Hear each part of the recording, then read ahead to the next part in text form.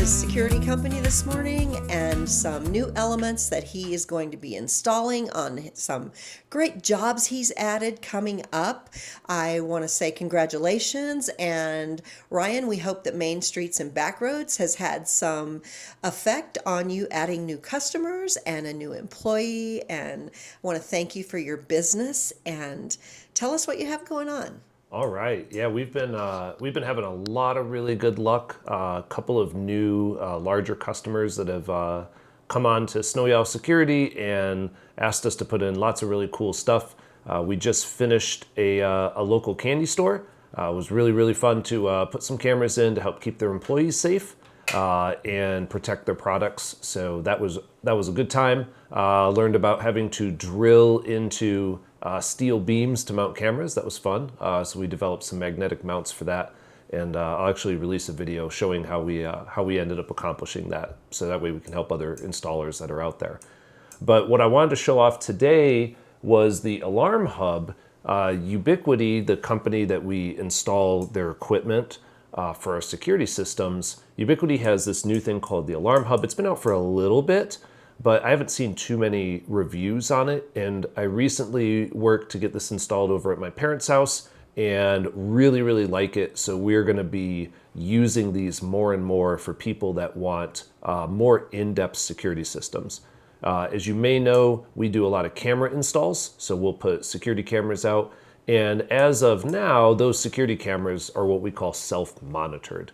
So you have an app on your phone, it's really easy to use, and you get push notifications when the Amazon delivery driver shows up, when someone rings a doorbell, when somebody walks around in the backyard at 2 a.m. and you don't really want them to be there, right? So you can get those notifications yourself, but there's a lot more options. And now with the alarm hub, you can take the normal sensors that you would have for a door or a window. For example, like a sensor like this guy right here, which is a normal door contact sensor, right? So it's just a little magnet on this part, and then it's got a 2-wire piece here. And so when I go like this, it says the door is open, and when I go like this, it says the door is closed, right? These are super common with other manufacturers, and a lot of people will have this wired security system at their house.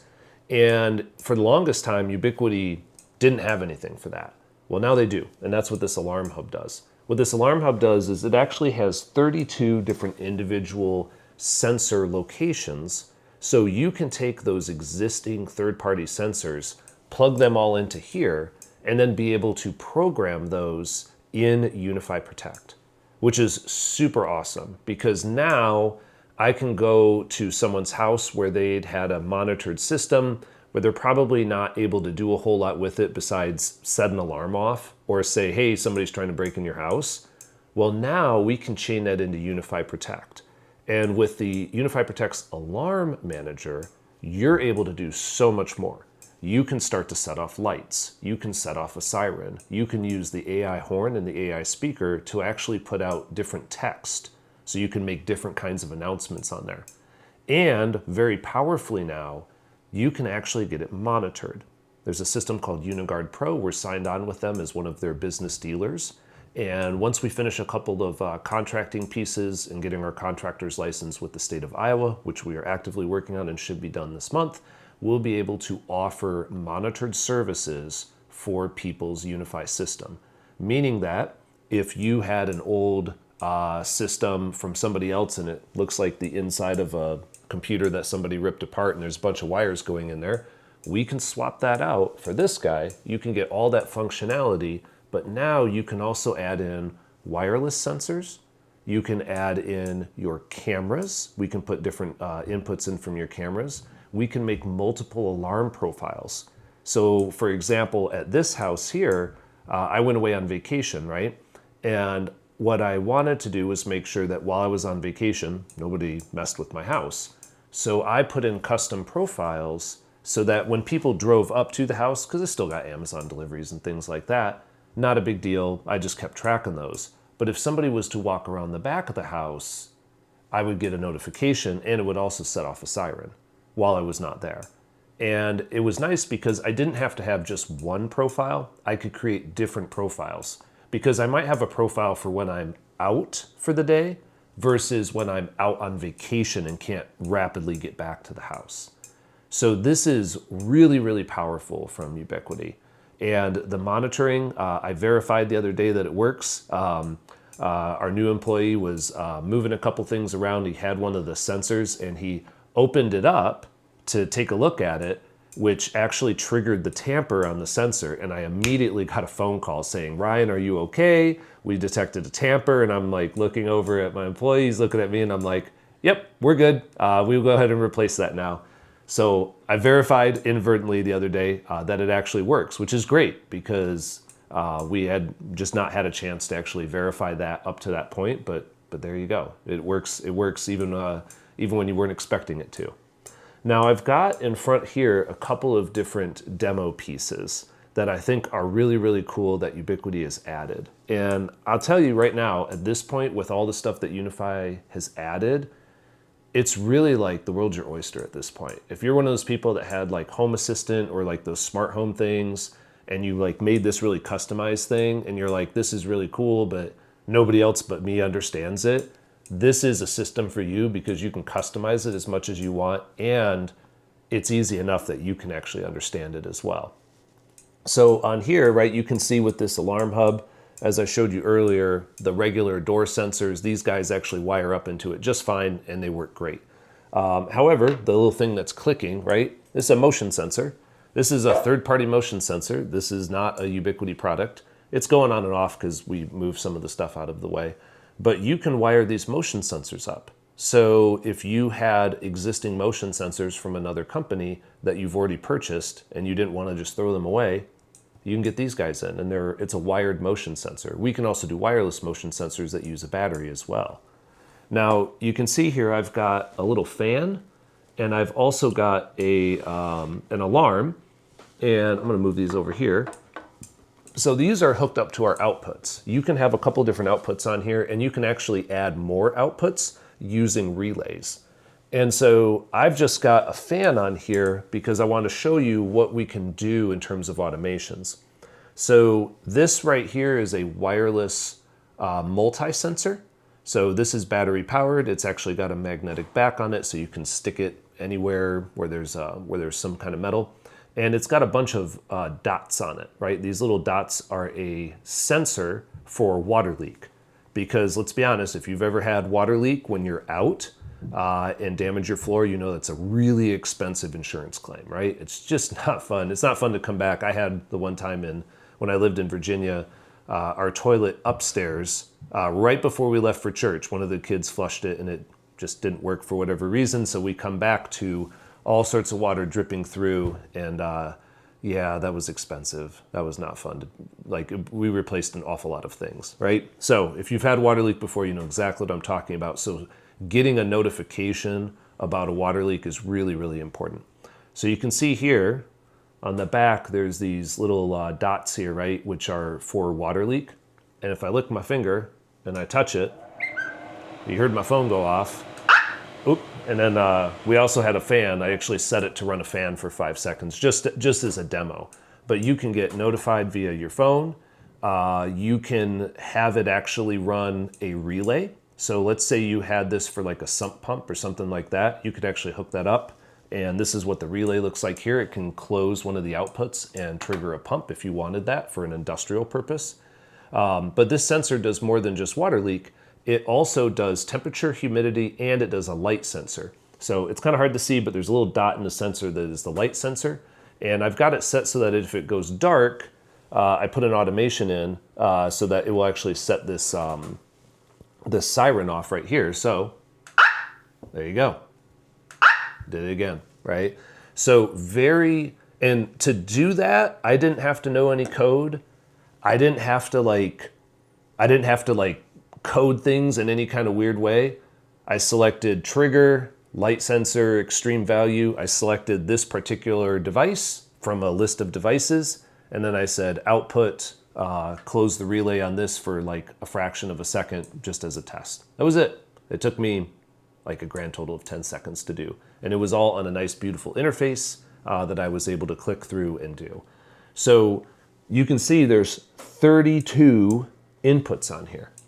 So unless you have a really, really huge house, you probably don't have more than 32 inputs. And if you have a really, really big house and you have more than 32 inputs, just put a second one in. Not a big deal. So you can put these in. Obviously we can put conduit and everything on here. There's the different conduit pieces on there. It looks nice and neat. It's really easy to actually use.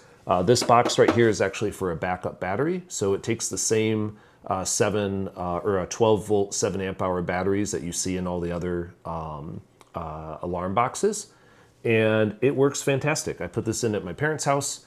We got everything hooked up. I don't have the pictures of it here, but we had like 3 different panels from different companies that had done that, and it looked atrocious. It looked like somebody just took a whole bunch of spaghetti of wires and just threw them at you, right? And I mean, if you've ever looked at most alarm panels, most of them look pretty terrible because the guys that do it, they're just throwing wires in there. They don't label the stuff. You have no idea what it is. And so we put all that stuff on in. It works fantastic. They're having a good time, and they can actually now understand where all of the things are because we can label them in here as well as labeling them on the interface. Got clutter piling up? FM Junket in Carson, Iowa is your hometown cleanup crew. Fast hauling, fair prices, and now easy dumpster rentals for DIY cleanouts. Your single items to full-on messes, FM Junket gets it done. Call today and breathe a little easier. All right, so we should talk about the world's best baby camera. Or, if you're me, how you get your wife to actually like Unify Protect. Because let's be honest, right? I geek out on all this stuff. Like, this stuff is cool to me, and my wife could care less because it doesn't involve candles or, or whatever, right? So when I was first installing Unify Protect items, I had bought a bunch of stuff for the house, and one of the things that I got was this little guy. This is a G3 Instant, or actually no, this is a G4 Instant, and this is a Wi-Fi camera. And what's kind of nice about a Wi-Fi camera is that you can plug it in, you can kind of put it wherever, and you can move it around. So unlike a wired camera where once you've wired the camera in, it's gonna be really hard to move it. This one this is USB-C, so you can just plug it into the wall, plug it into USB-C. Heck, you can plug it into a battery pack and it'll just go with you. Now, I like this camera because it had audio detections on it, and one of the built-in Unify Protect audio detections is baby crying. So for all of you that have a newborn, right, or a relatively new baby, right, that doesn't wish to sleep through the night, you know exactly what I'm talking about when I say nap time is very precious. If the baby decides to go to sleep in random room somewhere, you aren't going to disturb said baby. That baby's like a ticking time bomb, right? You're going to set baby down like the Holy Hand Grenade of Antioch, and then walk on out of that room, close the door, and pray that no one is stupid enough to open the door and wake the baby up early, because then you know that the rest of your afternoon is ruined. We've all been there. Don't worry. I know. So what you can do, if said baby falls asleep in whatever room, you have one of these cameras, you just plug it into that room, walk on out, and now the camera will A, give you a nice view of said baby, so you can check on the baby anytime you want, and B, when the baby actually wakes up and starts crying, you can get a push notification to your phone to let you know that it's time to go in and wake up the baby, or the baby's already awake, really, right? So that is really nice because let's be honest, if you crack the door as quietly as you can to peek in on the baby, baby's awake, and you just ruined it. And you've ruined any other sort of spare time that you have, right? So for all of the new moms or the young moms or moms to be out there, right? This bad boy is awesome. Like, my wife loved it. That was the way I sold my wife on Unify Protect, was having a nice baby camera. Now, and also it's much more secure, right? So I know that for anyone that's been around for a little while, you probably remember when the older 2.4 gigahertz wireless baby cameras were out and people would hack into those, right? That was because that stuff was very unsecure, very open, really difficult to lock that kind of stuff down, right? It had its own SSIDs. I had one of those, and they were pretty easy to break into. These ones are a little bit different, right? You actually have to have the right credentials to be able to get into it, so you're not going to break into this kind of camera very easily. So it's going to be a lot safer for you, a lot more secure. You don't have to worry about some rando on the internet breaking into your cameras and start talking through the phone or talking through the camera and such. So this is a lot more secure, so it should give you a lot more peace of mind when you're using them. I don't recommend these as security cameras, okay, because they are wireless. And if you're smart enough or patient enough or whatever, right, you can disrupt wireless signals. I may or may not have worked on that in the Navy, and I've seen plenty of security videos where people are breaking people's wireless and such. That's why for security cameras, I always insist on wired security cameras. Somebody can sit there and try to wirelessly do whatever they want, and my wired security camera is not really going to care. So if you need security cameras, especially on the outside of your house, go with wired cameras. I know it's trendy to put in wireless cameras. I'm just going to tell you, like, no matter how good those wireless cameras are, someone can probably find a way to simply break that wireless connection between the camera and wherever it's going, and then it can't send you the notifications that you need. Wired camera, not going to happen. They can sit there and wirelessly do all they want, short of them actually breaking into your network, breaking into the wires, breaking into all that stuff, in which case, if you have that, you got other problems. Most of your regular street criminals, right, they might have devices that they bought off the internet that can break wireless. They're not going to have anything that's going to break wired. So that wired camera is going to work. It's going to send you the notifications that you need, so that way you can tell when somebody's trying to do something bad. So that's why we always recommend wired security cameras. And now with things like the Alarm Hub, you can even integrate in other third-party sensors, and Ubiquiti has a full line of wireless sensors like this guy here that go off of what they call the SuperLink. Their SuperLink is a proprietary sub-gigahertz wireless wireless set of sensors that you put a SuperLink in. It's kind of like a hub, and then all of these sensors link up to your SuperLink. The published range on one SuperLink is about 2 kilometers, meaning for those of you that live out in rural America, like a lot of Iowa, if you have a larger farm and you've got multiple buildings and such, one SuperLink will actually do a really good job of covering it. And if for some reason it doesn't, you can just add a second one, and they work fine together. I've used these successfully on my parents' property. I've got one here. Love it. I've used them for other customers. I've tested the 2 kilometers. I would say that 2 kilometers is an outdoor only range. However, when I was renting in Omaha and I had a SuperLink at the house and I walked on out, and it was an old house, it was over in the Field Club area, despite being really thick walls, really old house with all sorts of stuff in the walls, right? I was still able to get down the street pretty far having one of these sensors before it eventually dropped off. Not quite 2 kilometers, but far enough that I think I was probably about like 8 houses down before it actually dropped. So I would say for most people, one SuperLink is going to link up all your sensors, and it's going to be great.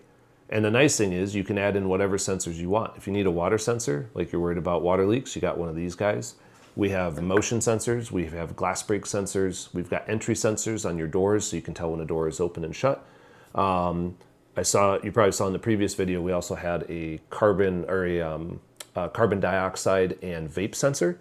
That was a wired sensor, but it can link up pretty well and provide detections and provide notifications for, say, when carbon monoxide gets too high or when VOCs get too high, which is really useful for not just detecting vaping in the bathroom, but also in an industrial environment, making sure that you have clean enough air for all of your employees, right? You want to make sure that they're not breathing in all sorts of nasty stuff, right? That opens you up to all sorts of litigation. So this is a way to make sure that the air quality is good enough, or we'll tell you, hey, the air quality is going down. We need to turn the fans on more and start ventilating that space. So really good stuff like that. And there's more sensors coming out. Ubiquiti is going to send out a smoke and carbon monoxide sensor before too much longer. And they've got other SuperLink sensors planned. And like you saw here, right, it's really fast. This one is normally on my HVAC drain. I had the HVAC went on one of our more humid days, and enough water came on through, it actually set this off, and it was within a second that I knew that there was water coming in through the drain. So that's really, really important, because for all of you that have had leaks before, right, you know, speed is of the essence. The minute that you detect that leak, you want to get in there, get that eliminated. So this little sensor here will save you so much in terms of insurance costs and things like that. So really fun. I like putting all this kind of stuff in. I like customizing it for people. And so just depending on what you need, right, we can make that work for you. Built in 1917 and once one of the oldest Ford dealerships in the country, the Ford building in Malvern has been fully remodeled into a modern, multi-use space. It has apartments, business suites, and office space for rent. It blends big city style with the charm of small town living. A historic landmark ready for today's dreamers and doers. All right, let's talk about some long-range wireless connectivity. Because out here in good old rural Iowa, we'll have people that have a barn, and then they've got a house, and then they've got a silo, and then they've got a whole bunch of other stuff. And they are not close to each other because they'll be separated out by a fair distance. And yet, increasingly now, we get requests where people want sensors on a silo and sensors on their barn, and they want locks, right? So let's say they've got a barn that has chemicals in it, right? They might be required by their insurance company to keep locks on those, right? To make sure that they control access to that. And it becomes hard to say, like, what you don't want to have to do is pay for an internet subscription at your house, and then pay for another internet subscription for your barn, and then pay for another internet subscription, like for a silo, or put it on a cellular backup and then pray that that cellular works, right? And that just becomes a pain. And especially if those devices are within line of sight of each other, we can actually connect those up. So I've got here what we call a building bridge. This is a used one, so that's why it doesn't look completely white. But this is a 60 gigahertz building bridge. I use these a lot with churches because, for example, one of the first churches I installed at, they had an internet connection coming into their church building, but then they had a separate internet connection coming in to their administrative building. And they had to have that because obviously people are working in the admin building, but then the church, right, has like a streaming camera and things like that. So in this case, it was Comcast. They're charging them for two internets, right? Even though in reality, they could really get by with one. But the problem was they couldn't connect those two up because, people would say, oh, just put a piece of fiber in there, right? Well, there's a parking lot in between. And if you've done horizontal drilling before, right, it's not cheap to try to drill horizontally underneath there, or you'd have to tear your parking lot up. And it's just a mess, right? That's really expensive just to connect those up. So what we did was I got this, grand total of $500 for the equipment, and pointed them at each other like this, and it was a 1.7 gigabit a second connection. Super easy to do. They have LEDs on the outside of these that light up, so as you align them, right, they'll go from red to green to blue, or red to blue to green, and then they'll light up green when they're both perfectly aligned, and then you're good to go. So we were able to do that. We canceled the subscription on one of the sides. I think it was an admin building, and then all their stuff was on one network. Now this is what we call point-to-point system, and these 60 gigahertz systems have kind of a limit of 500 meters or 1,640 feet for those of us that use Freedom units. And the limit is because 60 gigahertz, once you start getting really, really far away, you're gonna have a lot of what we call rain fade. At short distance, even in Virginia where we actually had tropical storms, I didn't see any problems. But if you're going really far away, these will actually fade out if there's a heavy rainstorm. The way to get around that is to use a different frequency. So Ubiquiti released the Device Bridge Pro and the Device Bridge Pro Sector. And the Device Bridge Pro kind of looks like this, except it's about maybe a little bit bigger. I would say probably about like that. And you can point two of those at each other, and you can go 5 kilometers or 3.1 miles for the Freedom unit loving people in the room. And that's pretty darn good. At 3 miles, you can connect 2 devices up. But if you had multiples that you wanted to connect up, let's say you had a bunch of trailers somewhere, right, that were in an area, you can use what's called a Device Bridge Pro Sector, and it puts out a 90-degree field of view, and then you can connect up to 100 Device Bridge Pros to that specific one. So let's say you had a trailer park, right? Or you had a bunch of different trailers. You had a construction site where you had a bunch of different trailers that were there temporarily, and you have internet connection coming in. You can put a Device Bridge Pro sector by where your internet's at, and then on each trailer you put a Device Bridge Pro, and now every trailer has internet, and you only pay for one internet connection. And that Device Bridge Pro, you can use it for other remote stuff. You can put a camera on it. It has a PoE pass-through, so you can put a camera on it. In the case of a trailer, right, you can connect it up to a switch, and then you can run multiple computers off of it. You can do all sorts of stuff with it. Basically, you are able to push that internet connection out to cover a lot of areas and not have to pay for multiple internet connections. And that saves you the money to be able to use for other things, right? Maybe you want a backup internet. All of the Unify products support multiple, what we call WAN sources, W-A-N. So you could have your regular internet and then put a Starlink on there. So if the regular internet fails, the Starlink kicks over, takes over, and provides you internet so that you don't lose internet connectivity. Because let's be honest, at this point, internet is basically required for most modern businesses and probably for most homes now to be able to operate. Without the internet, it's almost impossible to do your regular banking, to do a lot of other stuff that you do, to order things, to make stuff happen, right? So having that internet is so critical, and all the Unify systems support that quick failover so that even if your regular internet fails, you still got regular internet. You still got your failover internet supplying your house, your business, your commercial warehouse, your site, wherever the heck it's at. You're able to keep your internet going the whole time. So really cool. So if you have challenging environments, right, where you've got lots of stuff that's far away, we can connect those up and make it so that everything connects into one network. It's a lot easier to manage that way and a lot easier for you to be able to see everything on one network rather than having to look at multiple different areas to figure out what's going on. Thank you, Ryan. Thank you very much. I look forward to seeing you guys next time.